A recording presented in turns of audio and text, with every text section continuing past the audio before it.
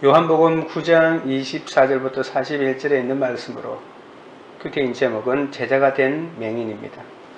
바리새인들은 하나님이 복받게 하려고 주신 안식일의 참된 의미를 모른 채 형식적으로만 안식일을 지켰습니다.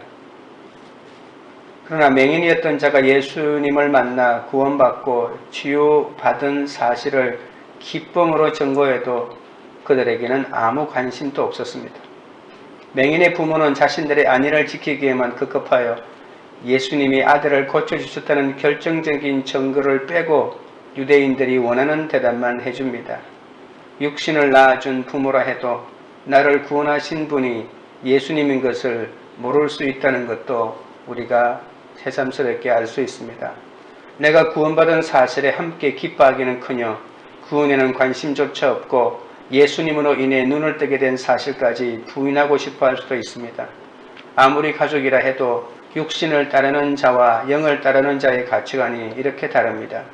예수님을 믿고 구원받은 사람 또한 세상에서 무시받거나 어려움을 겪을 수 있다는 것도 알아야 합니다.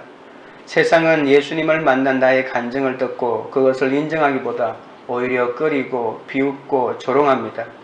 그러나 그리스도인은 그런 세상을 무서워하지 않고 자신이 만나는 사람과 출입하는 장소, 먹고 마시는 것들을 세상과 구별하여 거룩을 목적에 두고 살아가야 합니다.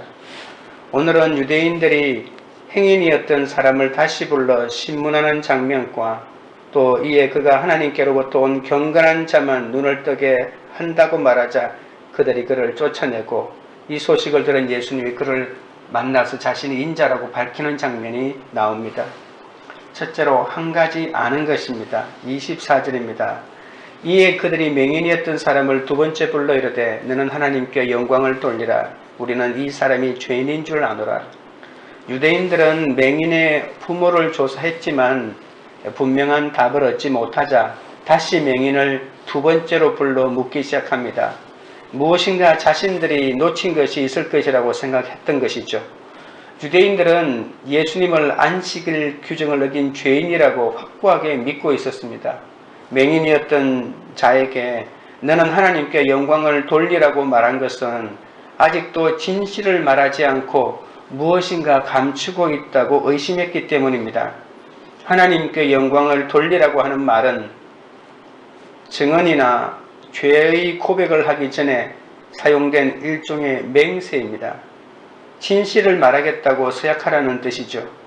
유대인들이 맹인이었던 사람을 불러서 신문한 것은 진실을 듣고 싶어서가 아닙니다. 자기들이 원하는 답을 듣고 싶어서 계속 부른 것이죠. 여호수아가 아간에게 죄를 추궁하면서 자복하여 여호와께 영광을 돌리라고 촉구한 적이 있습니다.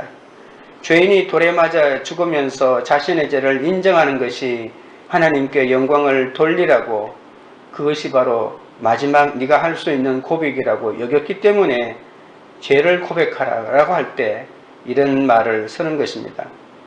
유대인들은 맹인이 예수님이 자신의 눈을 뜨게 했다는 거짓말을 퍼뜨린 죄를 고백받기를 요구하고 있는 것인지도 모릅니다. 그러면서 내 죄를 고백하라고, 그래서 하나님께 영광을 돌리라고, 너는 지금 거짓을 퍼뜨리고 있지 않느냐, 예수가 내 죄를 고침받게 했다는 거 거짓말이 아니냐, 이렇게 계속 추궁하고 있는 것이죠. 우리는 이 사람이 죄인인 줄 아노라 라고 하는 말이 있죠. 24절 제일 마지막 부분입니다. 이 사람은 예수님을 말합니다. 우리가 자칫 잘못하면 이 사람이 죄인인 줄 아노라 라고 하는 것이 이 맹인을 가리킨다고 생각하시면 안 됩니다. 유대인들은 맹인에게 예수님을 죄인으로 몰아가기 위해 부정적인 증언을 하도록 계속 몰아붙여서 예수님을 죄를 뒤집어 씌워서 정언대에 세우기를 원했던 것이죠. 왜냐하면 예수님은 안식일법을 어긴 틀림없는 죄인인데 그 예수님을 그냥 두고 볼 수는 없었던 것입니다. 그리고 예수님이 죄가 있다는 것을 뒤집어 씌우면 그가 행한 이 표적의 의미도 깎아내리고 싶었던 것이죠. 25절입니다. 대답하되 그가 죄인인지 내가 알지 못하나 한 가지 아는 것은 내가 맹인으로 있다가 지금 보는 그것이니다. 진실을 은폐하려는 유대인과 달리 맹인이었던 사람은 단순합니다. 맹인은 유대인의 그런 요구에 겁먹지 않고 나름대로 뚜렷한 주관을 가지고 말하고 있다는 것을 알 수가 있죠. 맹인은 자신은 예수가 죄인인지 아닌지를 판단할 능력을 자기에게는 없고 또 그것에게는 관심이 없다고 합니다. 그런 것은 율법을 많이 공부한 당신들이 알아서 하라며 자신은 알 바가 아니라고 합니다. 하면서 자신이 양보할 수 없는 확실한 사실 한 가지를 증언할 수 있는데 그것은 바로 내가 맹인이었다가 지금 볼 수 있게 된 것이다. 내가 이것만은 확실하게 말할 수 있다라고 이렇게 말하죠. 이 맹인이 변화되었다는 것을 알 수 있습니다. 어둠에서 빛으로 옮겨졌다는 것을 알 수 있죠. 단순히 육신의 어둠에서 빛으로 옮겨진 것뿐만이 아니라 그의 태도가 많이 바뀌었다는 것을 알 수 있습니다. 자신이 직접 체험한 증인은 자신의 믿음을 단호하게 증언할 수 있습니다. 그는 예수님에 관한 논쟁에 관여하고 싶지 않았습니다. 맹인은 그의 부모와 자신에게 묻는 유대인들이 무엇인가 잘못된 동기를 가지고 있다는 것을 알아차렸던 것이죠. 진실은 입으로 부인한다고 사라지는 것이 아닙니다. 진실은 하나님이 목숨까지 버리시는 사랑으로 죄인인 나를 구원해 주신 이 한 가지 사실을 아는 것 아닙니까? 그래서 구원받은 사람은 단순하지만 이렇게 깊이 있는 삶을 살고 자기 주관을 뚜렷이 가질 수 있는 것입니다. 적용 질문 드립니다. 배우자, 자녀, 시댁과 처가, 직장 상사, 친구들로부터 예수 믿지 말라는 협박을 받은 적이 있습니까? 그들에게 내가 구원받았다는 한 가지 사실을 어떻게 증거하겠습니까? 둘째, 쫓아내어 보내니라입니다.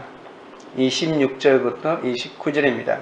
그들이 이르되 그 사람이 내게 무엇을 하였느냐? 어떻게 내 눈을 뜨게 하였느냐? 대답하되 내가 이미 일러서도 듣지 아니하고 어찌하여 다시 듣고자 하나이까? 당신들도 그의 제자가 되려 하나이까? 그들이 욕하여 이르되 너는 그의 제자이냐? 우리는 모세의 제자라. 하나님이 모세에게는 말씀하신 줄을 우리가 알거니와 이 사람은 어디서 왔는지 알지 못하노라. 유대인들은 맹인이 예수님의 반대 증언을 하도록 했었으나 아무런 진전이 없자 다른 일을 꾸미기 위해 같은 질문을 반복합니다. 혹시라도 반복된 질문을 통해 모순된 답을 하거나 예수님이 안식일법을 어긴 죄인임을 보여줄 단서를 흘려버릴 것을 기대했던 것이죠. 맹인은 자신의 말을 믿어주지 않자 점점 더 대담하게 말합니다. 유대인들이 같은 질문을 반복하는 것을 보니 아마도 예수님의 제자가 되려는 것 같다고 합니다. 참 통쾌한 장면 아닙니까? 누구도 이렇게 나서서 이런 말을 못했는데 예수에게 대해서 계속 꼬치꼬치 죄를 뒤집어 씌우기 위해서 묻자 이렇게 아니 당신들도 그의 제자가 되려 합니까? 이렇게 비꼬고 있는 것이죠. 길에서 구걸하던 행위는 재물도 학벌도 믿음도 보여줄 부모도 없었습니다. 그의 부모마저도 자신이 출교당하는 것이 두려워서 아들에게 다 뒤집어 세우지 않았습니까? 그런 그가 아무것도 가진 것 없는 그가 예수님이 하나님께로부터 오신 것과 죄인이 아닌 하나님의 뜻대로 행하시는 경건한 분인 것을 알았기 때문에 이렇게 담대하게 말하고 있는 것입니다. 예수님이 그의 눈을 뜨게 해줬기 때문이죠. 유대인들은 그 사람의 건방진 주장에 욕을 하면서 대답합니다. 당신들은 예수님의 제자가 되려고 계속 예수님에 대하여 질문합니까? 라고 하는 이 말에 흥분하여 너는 예수의 제자이지만 우리는 모세의 제자다라고 소리칩니다. 유대인들은 자신들이 생각하는 더 높은 자에게 충성하기 위해 자신은 모세의 제자라고 말했던 것이죠. 모세의 제자는 사두개인들을 제외한 바리새인들만이라는 주장도 있지만 아마도 이 사내들인 공의회의 모든 의원들을 뜻하는 말일 수도 있습니다. 유대인들은 모세의 제자라는 것을 자랑스러워했습니다. 모세는 하나님의 말씀인 율법을 받아서 이스라엘 백성을 애굽에서 끌어내는 역할을 했지 않습니까? 하지만 예수는 가족도 불분명하고 출신지도 알지 못하는 유대인들에게는 전혀 알려지지 않는 곳이고 그렇기 때문에 그들의 눈에는 보잘것없는 사람으로 폄하하고 무시했던 것이죠. 구약 성경에 능통한 이스라엘 사람들에게는, 유대인들에게는, 특별히 바리새인들에게는 구약 성경에 한 번도 나오지 않는 지명이 바로 나사렛이거든요. 그 나사렛 출신이라고 하는 말이 그들의 귀에 들어올 리가 없습니다. 30절부터 33절입니다. 그 사람이 대답하여 이르되 이상하다. 이 사람이 내 눈을 뜨게 하였으되 당신들은 그가 어디서 왔는지 알지 못하는도다. 하나님이 죄인의 말을 듣지 아니하시고 경건하여 그의 뜻대로 행하는 자의 말을 들으시는 줄을 우리가 아나이다. 창세 이후로 맹인으로 난 자의 눈을 뜨게 하였다함을 듣지 못하였으니 이 사람이 하나님께로부터 오지 아니하였으면 아무 일도 할 수 없었으리라. 맹인은 자신에게 모욕이 가해짐에도 불구하고 점점 더 담대해져 유대인들에게 강력한 말씀을 전합니다. 유대인들이 예수님의 출신을 모른다고 해서 예수님의 가치가 손상되지 않죠. 이 엄연한 사실을 이 맹인은 너무나도 잘 알고 있었습니다. 오히려 유대인들이 그렇게 하나님도 잘 알고 구약 성경도 능통하다고 하면서도 하나님과 메시아에 대해서 이렇게 무지한지 모른다고 비꼬고 있습니다. 선천적인 맹인을 고칠 수 있는 분이 여기 계신데도 불구하고 그들은 예수님에 대해서 아무것도 모르고 있다는 것이죠. 날 때부터 맹인이었던 그 사람은 하나님이 죄인인 유대인의 말을 듣는 것이 아니라 경건하여 당신의 뜻대로 행하는 예수님의 말씀을 듣는다는 것을 지적하고 있습니다. 예수님은 죄인이 아니고 죄인은 바로 너희들 아니냐라고 이렇게 말하고 있는 것이죠. 예수님이야말로 경건한 자고 너희들은 아무것도 알지 못하는 그냥 죄인이라고 이렇게 담대하게 바로 눈앞에서 지적하고 있습니다. 하나님이 예수님의 말씀을 들으셨다는 것은 이 하나님이 예수님께 날 때부터 맹인된 사람을 볼 수 있게 하는 능력을 주신 것을 보더라도 분명하지 않습니까? 이 창세 이후로 한 번도 맹인이 고침받았다는 역사가 없는데 그런 어마어마한 역사를 베푸는 예수님을 눈앞에 보고도 그 예수님이 하나님이 보낸 사람이 아니라고 생각하는 그 유대인들의 그 깨달음과 지식이 도대체 어떤 근거로 그렇게 말하느냐고 이렇게 말하고 있습니다. 예수님의 말을 들으셨고 죄인인 유대인들의 말을 듣지 않는 것이 당연하다고 이렇게 결론 내리죠. 경건한 사람은 율법을 지키는 사람이 아니라 하나님의 뜻대로 행하는 자입니다. 창세 이후로 맹인이 눈을 뜬 예는 없습니다. 하나님이 보내신 사람이 아니면 아무도 이 일을 할 수 없다고 맹인이 담대하게 주장합니다. 구약 성경의 그 많은 기적 중에도 날 때부터 맹인된 사람의 시력을 회복한 사건은 없습니다. 예수님이 하나님께로부터 오지 아니하셨다면 아무 일도 할 수 없었을 것입니다. 거짓 선지자들도 가끔 이적을 베풀었지만 날 때부터 맹인인 사람을 고쳤다는 증거는 없습니다. 구약 성경에 능통한 이 바리새인들이 이 맹인의 대답에 아무 말도 하지 못합니다. 34절입니다. 그들이 대답하여 이르되 내가 온전히 죄 가운데서 나서 우리를 가르치느냐 하고 이에 쫓아내어 보내니라. 맹인이 눈을 뜨는 전무후무한 역사가 일어나도 유대인들은 배우지 못하고 어제까지 구걸한 사람의 이 신학적인 교훈에 더는 견딜 수가 없었죠. 유대인들은 너희야말로 완전한 죄인인데 누구를 가르치냐며 호통칩니다. 그러나 건방지다고 붕괴하지만 이 평신도의 솔직한 신학에 그들은 아무 말도 할 수가 없었습니다. 그들이 할 수 있는 것은 욕만 퍼붓는 것이죠. 유대인들은 빛을 거부하고 어둠을 더 사랑하는 것은 그들의 행위가 악하였기 때문이라고 하는 요한복음 앞부분의 증언을 그들이 그대로 보여주고 있죠. 유대인들은 분노하여 그들 앞에서 맹인을 쫓아내고 내보낸다고 했습니다. 이 말은 유대인들이 노하여 그들의 면전에서 그를 쫓아냈다는 뜻도 있지만 좀 더 정확하게 얘기하면 그가 예수님을 옹호했기 때문에 유대교에서 출교했다는 의미가 들어가 있습니다. 그는 마침내 유대교로부터 출교를 당했습니다. 그의 부모는 출교를 당할까봐 그렇게 모든 책임을 아들에게 떠넘겼지만 이 아들은 그냥 두려워하다가 출교를 당한 것이 아니라 바로 하나님이 그에게 말씀을 주지 않았겠습니까? 담대하게 바리새인들을 향하여 너희들이 죄인이다. 너희도 예수를 제자가 되고 싶어서 그렇게 묻느냐. 이렇게 엄청난 메시지를 던지면서 결국 출교를 당하고 맙니다. 많은 것을 갖추고 아는 유대인들은 예수님이 어떤 분이고 어디서 오셨는지 가장 알았지만 가장 중요한 한 가지를 몰랐습니다. 그들은 모세를 안다고 했지만 모세가 예수님에 대해 기록한 것조차 알지 못합니다. 구약에 있는 성경을 정말 제대로 알면 이 예수님이야말로 하나님이 보낸 사람이라는 것을 알 텐데 오히려 예수님을 증거하는 사람을 죄 가운데서 났다며 쫓아내고 출교시킵니다. 맹인의 눈을 뜨게 하신 분이 예수님인 것을 시인하면 구원받을 텐데 유대인들은 끝까지 그런 예수님을 인정하지 않고 구원의 길에서 돌아서 어둠으로 다시 달려가고 있지 않습니까? 적용 질문 드립니다. 주님이 내 옆에 살아난 지체를 보여주셔도 믿어지지 않아 나도 모르게 그를 내쫓고 있지는 않습니까? 셋째는 내가 믿나이다입니다. 35절부터 37절입니다. 예수께서 그들이 그 사람을 쫓아냈다 하는 말을 들으셨더니 그를 만나사 이르시되 내가 인자를 믿느냐? 대답하여 이르되 주여 그가 누구시오니까 내가 믿고자 하나이다.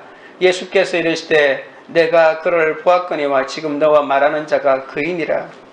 눈을 뜨자마자 이리저리 불려다니며 고난을 겪고 공동체에서 내쫓겨 외롭고 무서웠을 사람을 예수님이 찾아가십니다.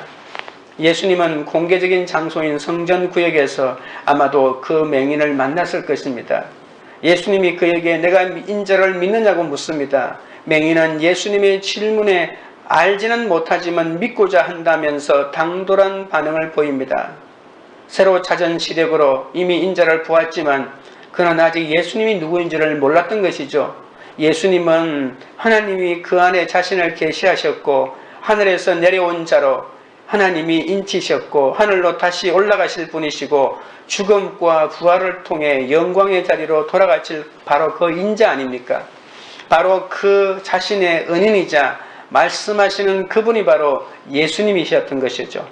맹인이었던 사람은 단순히 눈을 뜬 것에서 그치지 않고 자신의 전생애를 구원으로 인도하실 그 메시아, 그 인자를 만났던 것입니다. 38절부터 39절입니다. 이르되 주여 내가 믿나이다 하고 절하는지라. 예수께서 이르시되 내가 심판하러 이 세상에 왔으니 보지 못하는 자들은 보게 하고 보는 자들은 맹인이 되게 하려 함이라 하시니 날 때부터 맹인된 그 사람은 예수님께 절을 합니다. 그는 육체적인 시력뿐만 아니라 영적인 시력까지 얻는 복을 받습니다. 예수님이 세상에 오신 목적은 세상을 심판하기 위한 것이 아니지만 예수님이 세상에 존재하심으로 필연적인 심판이 일어날 수밖에 없습니다. 왜냐하면 자신의 말씀을 받아들이지 않고 오히려 예수님을 죽이려고 하는 그들이 오히려 심판을 자초하고 있는 것이죠. 빛이 오면 어둠이 더 정확하게 드러나는 법입니다. 날 때부터 맹인된 사람은 아는 것이 아무것도 없었습니다. 인자가 누구인지도 몰랐습니다. 이런 맹인에게 예수님은 자신을 인자로 나타내셨기에 맹인된 그 사람은 보게 되었습니다. 반대로 유대인들은 안다고 주장했습니다. 모든 것을 안다고 주장했습니다. 무엇이 죄인지 죄가 아닌지도 알고 하나님이 보낸 사람이 어떤 사람인지 아닌지도 명확하게 안다고 생각했습니다. 또 그렇게 주장했습니다. 예수님은 하나님이 보낸 자가 아니라 죄인에 불과하다고, 그렇기 때문에 절대로 그리스도가 아니라고 유대인들이 그렇게 확신 있게 증언했지만 그들의 모든 정의는 거짓이었습니다. 유대인들은 실상은 아무것도 보지 못하는 자들이었습니다. 그러나 주님은 이 심판마저도 복음을 전하는 자들의 사역과 같은 기능을 하기 위하여 마지막까지 그들을 구원하기 위해서 그들을 심판하실 것인데 과연 그 심판마저 그들이 어떻게 받아들일지 모르겠습니다. 40절 41절입니다. 바리새인 중에 예수와 함께 있던 자들이 이 말씀을 듣고 이르되 우리도 맹인인가? 예수께서 이르시되 너희가 맹인이 되었더라면 죄가 없으려니와 본다고 하니 너희 죄가 그대로 있느니라. 예수님이 날 때부터 맹인된 사람에게 자신이 인자임을 드러내실 때에 아마도 바리새인들도 둘이 만나 있는 것을 보고 그 옆에 한 명씩 두 명씩 모여왔던 것 같습니다. 그들은 예수님의 말씀을 듣고 너희들은 맹인이 아니다는 답변을 예상하고 우리도 맹인인가라고 질문을 했는데 예수님께서 대답하시기를 그들의 예상한 것이 아니었습니다. 너희들 맹인이라고 이렇게 말합니다. 날 때부터 맹인된 자처럼 자신의 무지를 인정할 준비가 되어 있다면 그들도 죄가 없었을 터인데 그들은 알고 있다고 주장만 했지 배우고자 하지 않았기 때문에 그들의 죄가 그대로 남아있던 것이죠. 그들은 건방진 태도로 예수님을 대했기 때문에 오히려 진리를 보지 못하고 말았습니다. 잠언 26장 12절의 말씀처럼 내가 스스로 지혜롭게 여기는 자를 보느냐 그보다 미련한 자에게 오히려 희망이 있느니라고 하는 이 말씀이 있는데 이 말씀이야말로 바리새인들이 그들이 그렇게 외우고 알고 있는 이 말씀 그들이 쓰게 들어야 하지 않을까요? 날 때부터 맹인은 유대인들에게 협박당하고 내쫓기고 부모로부터 소외당하는 여러 가지 사건을 겪은 뒤에야 메시아를 믿겠다면서 신앙 고백을 하게 됩니다. 예수님은 이렇게 세상 밖으로 쫓겨난 자들을 찾아가 주십니다. 그리고 내가 너의 구원자요 메시아라고 말씀해 주십니다. 그러나 여전히 자신은 맹인이 아니라며 본다고 착각하는 바리새인들은 전혀 보지 못하게 되는 그런 심판에 처하게 되고 말 것입니다. 보지 못하는 그 자체가 심판이 아닐까요? 적용 질문 드립니다. 나는 무슨 일 때문에 세상 밖으로 쫓겼습니까? 부도입니까? 실직입니까? 혹은 입시의 실패입니까? 그 사건으로 예수님이 나에게 찾아오시기를 기도하고 있습니까? 기도드리겠습니다. 하나님 아버지, 선택의 순간마다 얼마나 많이 주님을 포기했는지 모릅니다. 단지 눈에 보이는 것만 보고 이해의 득실을 따지느라 수없이 주님을 외면하고 말았습니다. 여태까지 두 눈을 떴는데도 태어날 때부터 맹인보다 더 못한 삶을 살아왔사오니 주여 용서하여 주시옵소서. 이런 나에게 친히 찾아와 주님이 바로 메시아라는 한 가지 사실을 알게 해주셔서 감사합니다. 주님이 내 옆에 살아난 지체를 보여주셔도 믿어지지 않아 나도 모르게 그를 내쫓지 않게 하여 주시옵소서. 스스로 알고 본다고 생각하며 말씀을 듣지 않으려고 했던 나의 이 죄를 용서하여 주옵소서. 날마다 말씀 속에서 주님을 더 깊이 깨닫기를 원합니다. 이제 참된 신앙인으로 살아가기를 원합니다. 가정과 일터와 교회에서 살아가는 순간마다 믿음으로 살기를 원합니다. 오직 주님을 존중히 여기는 자가 되게 하옵소서. 이 세상에서 누리는 천국은 물질의 양에 달려있는 것이 아니라 주님과의 바른 관계 속에 있음을 결코 잊지 않게 하여 주옵소서. 내가 가는 곳마다 예수의 생명과 정의와 기쁨이 샘솟게 하여 주옵소서. 광교리들 교회가 예수님을 믿는다는 이유로 세상 밖으로 쫓겨나 외롭고 두려움에 처한다고 하여도 주님만 바라보는 공동체가 되게 하옵소서. 진실을 입으로 부인한다고 사라지는 것이 아님을 알게 하여 주옵소서. 하나님이 목숨까지 버리시는 사랑으로 죄인인 우리를 구원해 주신 그 사랑을 잊지 않고 주의 제자가 되게 하여 주시옵소서. 제자로 살아가게 하여 주시옵소서. 복음의 증인으로 살아가는 그런 교회가 되게 하여 주시옵소서. 예수님의 이름으로 기도드립니다. 아멘.